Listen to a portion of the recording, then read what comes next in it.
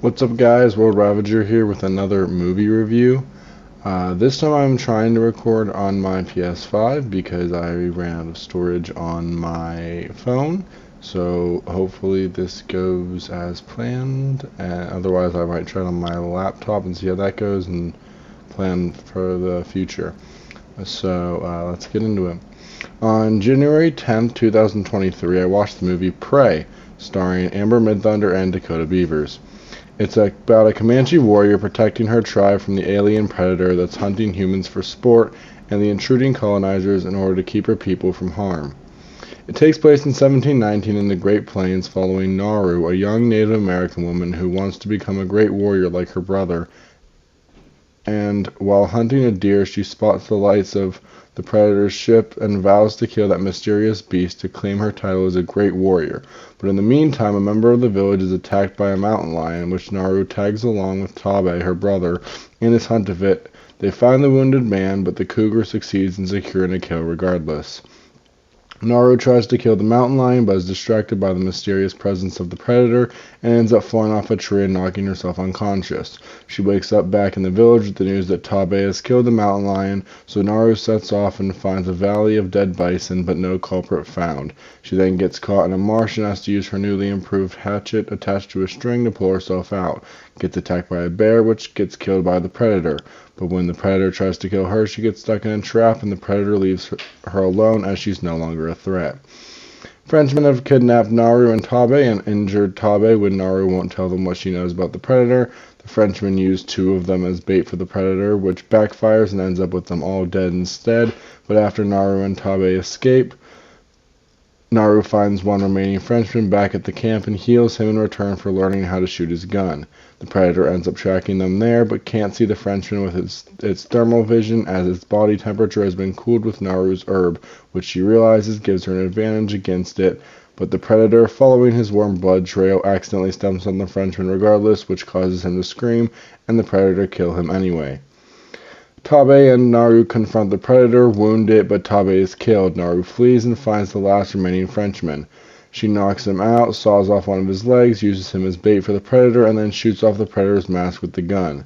She grabs the predator's mask, runs to set a trap for it later on, and the predator follows as she has used the Frenchman's leg as bait. They fight it out. Sorry, her dog brings her hatchet at a pivotal moment so she can critically wound the predator, but she herself is wounded and collapses. The predator seemingly has Naru cornered, but it is revealed that she has had its mask that she stole positioned to be aimed at the predator's head at this exact location. So when the predator fires its spear gun, it kills it instead. She takes the head of the predator back to her village and is declared the Great War Chief in the end. Personally, I went into this movie with high expectations, as most of the Predator movies aren't great story-wise, and I mainly just watched them to see the predators mutilate people. But I had heard great things about this movie from people I know. I can say that it did not disappoint and certainly rivals Predator as the best in the series. My favorite part of the entire movie would have to be the fight scene between the Predator and the Frenchman, as the way the Predator absolutely annihilates them all satisfied my love of slashers while furthering the plot as well. The fight of Naru and Tabe versus the Predator was also great, as I honestly expected the movie to end with this fight, so seeing Tabe's death and the Predator left alive I had not seen coming. The final fight between Naru and the Predator was top tier as they both dealt blow after blow, but ultimately the Predator was defeated. I have watched every single one of the Predator movies with the exception of The Predator because it's not on any streaming service and I'm not wasting $20 on a movie with that bad of reviews preferably. That being said, Prey follows in Predator's footsteps very well in regards to accuracy to the original movie. The key part in all the Predator movies that I keep a close eye on is whether or not the Predator will attack someone who doesn't have a weapon or can be deemed a threat. They followed this very well in Prey, as Naru points out that the Predator wouldn't attack her after she got caught in the bear trap, regardless of the fact, though, that she actually still had her weapon on her. This I found interesting because I was under the impression that the Predator would attack anyone or anything bearing some semblance of a weapon, but according to this new information, it's anything it considers a threat or worthy prey. So considering Naru was trapped in the bear trap, regardless of her still having her hatchet attached to her, she was no longer considered a threat by the Predator. The Predator did look a little different to the modern versions we've seen, starting with its unmasked face, but I credit that to there being multiple different kinds of Predators, so I'm assuming this one's just a different kind. The other noticeable differences was on the outside of the Predator's helmet was made of bone rather than metal, which coincides with the time period set in, as metal was harder to come by back then than bone, so that fits. They did a good job with the casting, considering a large portion of the cast are Native Americans playing Native Americans, and the producer herself is also a Native American. The casting of the Predator has never mattered to me since we can't ever see or hear who's playing it, so that has no effect on my judgment of this film. The use of natural light throughout the film did a good job of imitating a real situation in that time without the use of the electricity we had today. Of course, we had a lot of the movie is dark, which we can't really be avoided considering most movies in this genre specifically have a plethora of scenes in the dark, but the final scene did a great job of accentuating the lighting in the darkness with the Predator's blood spread around. The choreography of the fight scenes were done very well, and the editing to put it all together made them seamless. Choosing to differentiate the look of the Predator based on the climate was a unique choice I wouldn't have thought of, but a good in-depth insight regardless. The Predator and Prey was a mixture of practical effects and CGI that I think portrayed it wonderfully, without me even questioning the look of it in the movie. The fight scene between the Predator and the bear specifically showed a very good representation of the special effects scene, as in reality they had neither a real Predator or a bear to do those exact moves, but they were able to portray what we could imagine as a realistic fight between the two of them because of it. There were a few interesting parts of the movie that caused me to have to think through the events or continue watching in anticipation and awe. One of the first ones that comes to mind is when the wounded Frenchman is lying on the ground while the Predator is hunting for it. Thanks to the special herb Naru gave him, his blood has become cold in order to stop him from bleeding out, which simultaneously rendered the Predator's thermal vision useless. I found this a cool solution, pun not originally intended, as it relates back to Predator, when Arnold Schwarzenegger covers himself in mud to mask himself. Another scene that interested me was at the very end when Naru and the Predator have their final showdown was her use of its mask against it.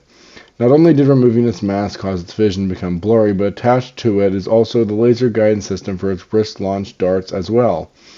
Positioning it in a way that would seem like it had her trapped, but once it shot its darts at her, it'd kill it instead was ingenious and possibly a bit unrealistic, considering the likelihood of it being in the exact right spot at the right point, but with the interest factor, I'll let it slide. There were really not any specifically boring scenes I can think of, possibly some of the scenes in the village where it gets a little slow maybe, but nothing of great enough boredom for me to be able to recollect it. I don't really sense any underlying moral in Prey with the introduction of the Frenchmen to the plot I had not seen coming, and their ill-treating of Tarbe and Naru when they captured them rather and then using them as bait than teaming up to kill the Predator may show their unwillingness to see the Native Americans as human or equal, but I don't know if that's necessarily an intended moral or just a representation of the times. Objectively, this is one of the best science fiction horror movies in a long time at the very least. Amber and Coco did an outstanding job in their respective roles and portrayed Native American life back then splendidly. The cinematography and music was good enough for awards, and the minimalistic set, due to mostly use of natural landscaping, was one of a kind. The costume design for the Comanche was on point, and even the Predator had one of the best looks in the franchise. It simultaneously tramples on sexism, racism, and fascism in one movie, while entertaining us at the same time. It mirrored Arnold's fight against the Predator in the first movie stoically, with her fight against the Predator at the end of this one. It gave an interesting story about the many dimensions of Comanche life, along with the girl trying to achieve greatness. The story would have still been good, even without the presence of the Predator to give it that boost into greatness, though. The fight scenes were great and some of the best of any Predator movie, and mainly even the Alien ones too. Hopefully this movie opens the door for more successful prequels of humans fighting Predators throughout different time periods. This movie fits the bill for the fans of the Predator movies, horror movies, action movies, you name it. It does it all. After several mistakes of Predator movies, they finally got it right, and boy my god they did so. Prey is certainly a worthy prequel of the original Predator movie, and hopefully made Arnold Schwarzenegger as proud of the franchise as it made me. Ultimately, as a movie, I would say it was very good, so I'll give it a rating of 8.1 out of 10 stars.